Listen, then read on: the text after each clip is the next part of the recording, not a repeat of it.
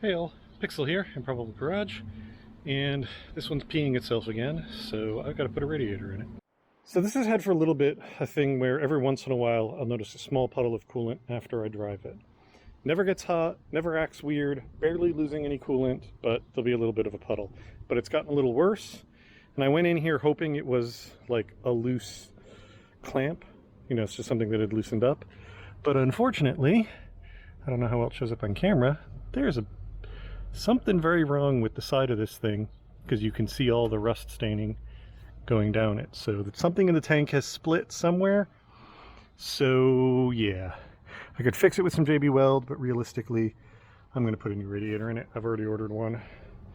So the fun part is going to be getting this dang thing out. From everything I've heard, a radiator in one of these, especially one with AC and cruise control, is a bear. Because this is the cruise control that wraps around this way.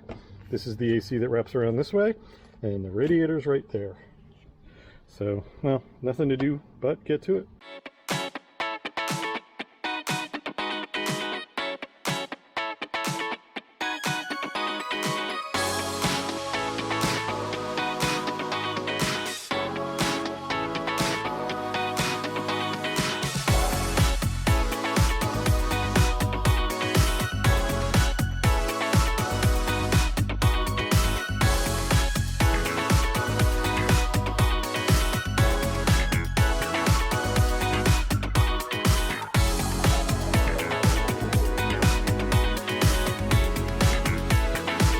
Finally got that out.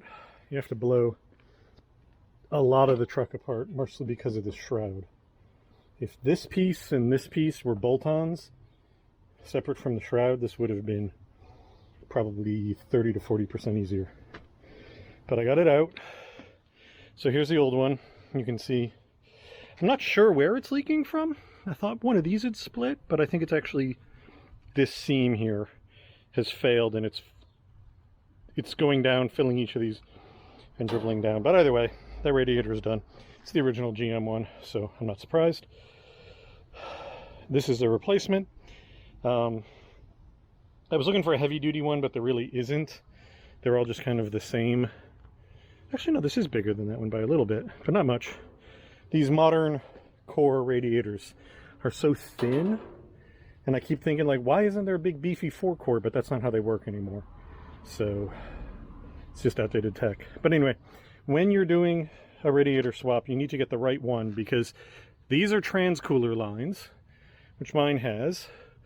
Some of the radiators over here have another set of fittings that they're either motor or power steering cooler. I can't remember now. But if you've got lines that go into this side, you need the radiator for that. And then some have this is just a fitting thing. I don't know what it does. It's not open through. But there's some that have another hose, a smaller, like, heater hose size hose that hooks up somewhere on this side, I believe, or somewhere on the thing. So you have to have you have to look at your van and get the one that's got the right combination of coolers and extra hose. Otherwise, it's not going to work.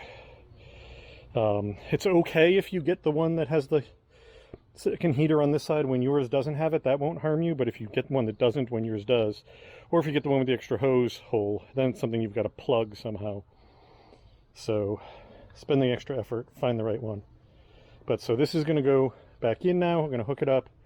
The fluid in this is not that old, because I've already done a water pump and a heater core, and like, this is the last piece of the heating system basically that hasn't been replaced. So I don't think I'm going to pour the coolant that I took out back in, but I don't really have to worry about flushing the system, because all the coolant that's still in the system is fairly, you know, is at most, what, 2 years old. So yeah, so I'm gonna wrestle this back in. I'm not gonna film it, because it's gonna be the opposite of what I just did. If anything interesting comes up, I'll obviously film that, but otherwise I'm just gonna get this thing in so that it's done. If you're doing this job, the taking out the radiator core support doesn't give you clearance to get the radiator out, because the radiator sticks out past it on both sides, but it just gives you more space to maneuver in here. So it's definitely worth it. There's a bunch of obvious screws on the top. There's screws. There's one here, one here, one here, one here. and then that one comes in from the inside, and then the same thing here, 1, 2, 3, 4, and that one comes in from this way, from underneath, which is why the grill came off. And then I unbolted this, but it ended up making no difference whatsoever because it doesn't move because of the other stuff in front of it. But yeah, that's about it. This has a disconnect. This is the cruise control, but I couldn't figure out how to get it apart, so I ended up just stuffing it over there. I did snap one of the 2 bolts for the cruise control, so I am going to have to fix that. What I'm probably going to do is just drill this out and weld another nut on the bottom, because I need that so the cruise control box, because it's operating a cable, I don't want it to be able to move back and forth as it's moving that cable. So that's something I do have to fix. But fortunately, I didn't snap any vital ones, so I could, if it gets too much to do it today, I can just bolt the cruise control back in and just not use it until I fix that properly. But yeah, let's get this done because you can tell it's fucking hot out. All right, it is back in, all together, filled up. I'm running it right now to get the coolant flowing so I can top it off. Overall, going together wasn't too big a deal. This bolt that I broke, I just grounded away from the underside, drilled out the broken bolt, and welded a nut in, and it's fine. Because I snapped this bolt, I stole one off of this and then realized the 2 mismatched ones look bad, so I decided to just put 2 new ones over there. Everything else is all hooked up back together. There's no drippage going on. So yeah, I'm just gonna run this until it comes up to temp, so I can top up the radiator once the thermostat's open, and then I think I can call this done.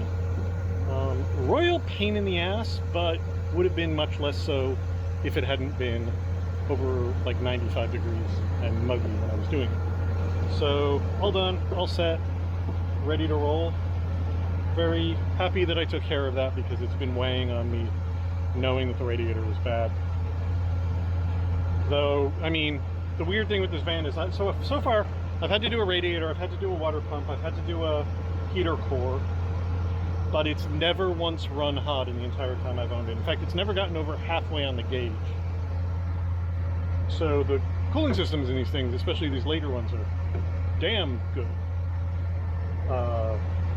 But yeah, that's going to be it for today. Thank you all very much for watching, and I'll talk to you later. Bye.